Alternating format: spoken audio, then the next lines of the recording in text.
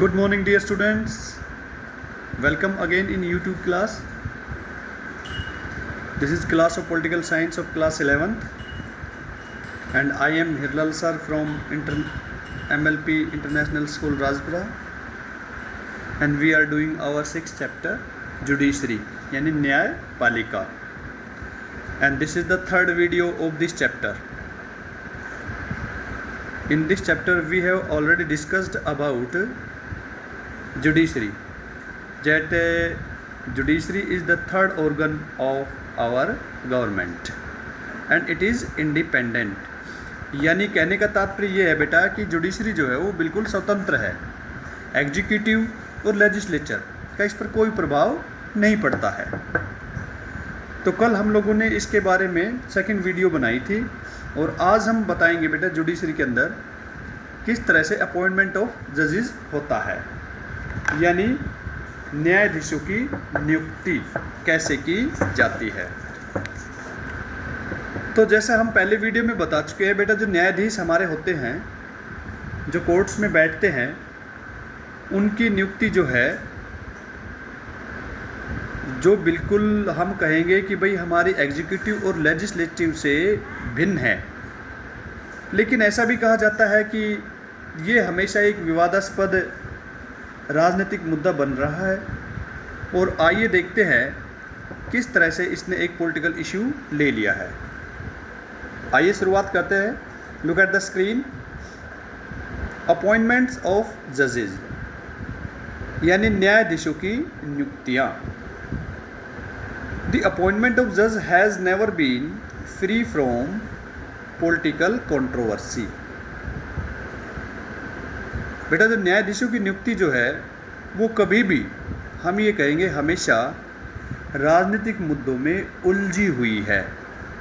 It is a part of political process. क्यों उलझी हुई है? क्योंकि ये एक राजनीति का हिस्सा है, उस प्रक्रिया का एक हिस्सा है।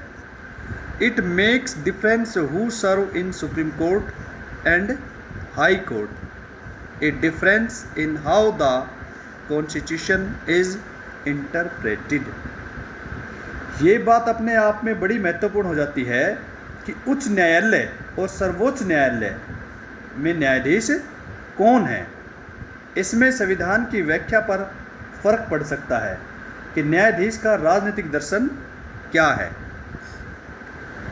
द पॉलिटिकल फिलोसफी ऑफ जजेस, their view about active and assertive judiciary or controlled and committed judiciary have an impact on the fate of legislation enacted। बताया गया है कि सक्रिय और मुख्य न्यायपालिका के बारे में आपकी राय क्या है। नियंत्रित और प्रतिबद्ध न्यायपालिका के विषय में उनके क्या विचार है। इन बातों का प्रभाव लागू किए जाने पर आने वाले कानूनों पर पड़ता है। तो यहाँ पर आप देखिए, council of minister. Council of minister क्या होता है भाई? हमारा मंत्रिमंडल, गवर्नर, हमारे पास होते हैं राज्यपाल एंड चीफ मिनिस्टर और मुख्यमंत्री and chief justice of India. और भारत के मुख्य न्यायाधीश all influence the process of judiciary appointment. ये जितने भी हैं, इनकी नियुक्ति की प्रक्रिया को प्रभावित करते हैं।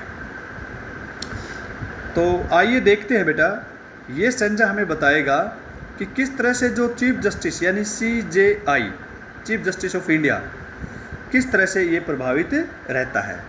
तो यहाँ पर आप लोगों को मैं एक घटना बताई गई है।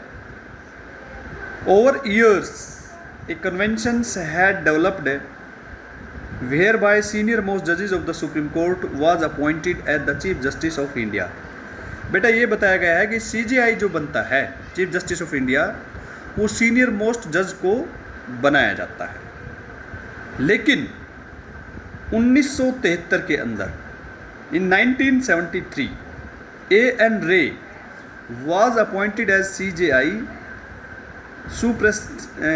superseding 3 judges of again Justice M.H. Bag was appointed superseding Justice H.R. Khanna in 1975।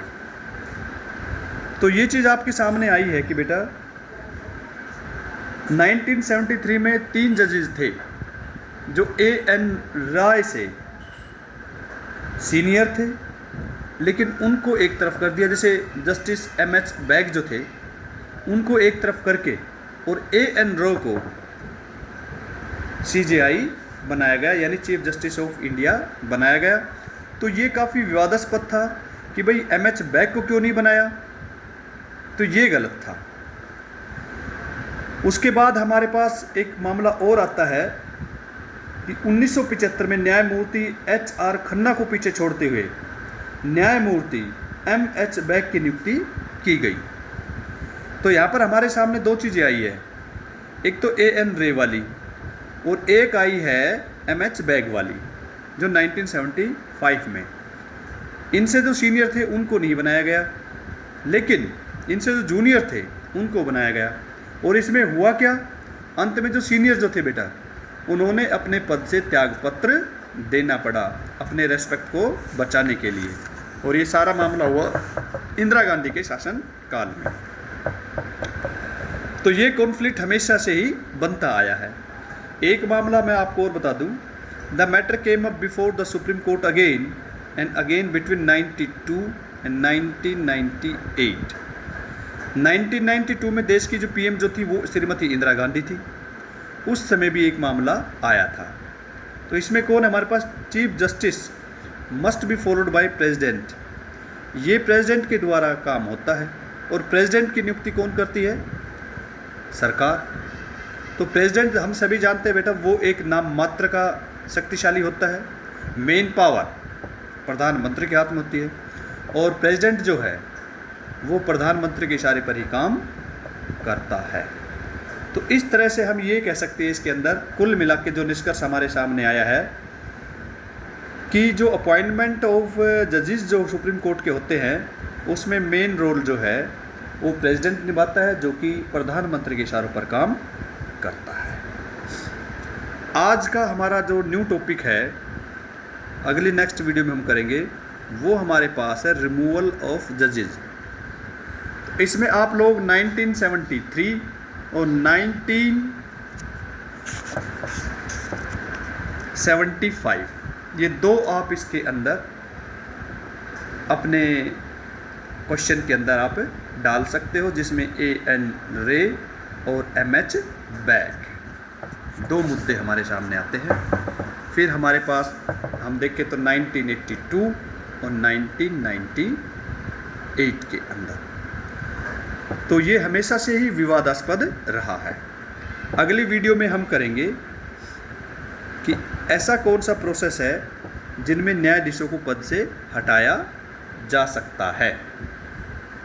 जब ये एग्जीक्यूटिव और लेजिस्लेटिव से बिल्कुल अनअफेक्टेड है यानी अप्रभावित है, तो ये कैसे हो सकता है। आइए नेक्स्ट वीडियो में इसके ऊपर हम बात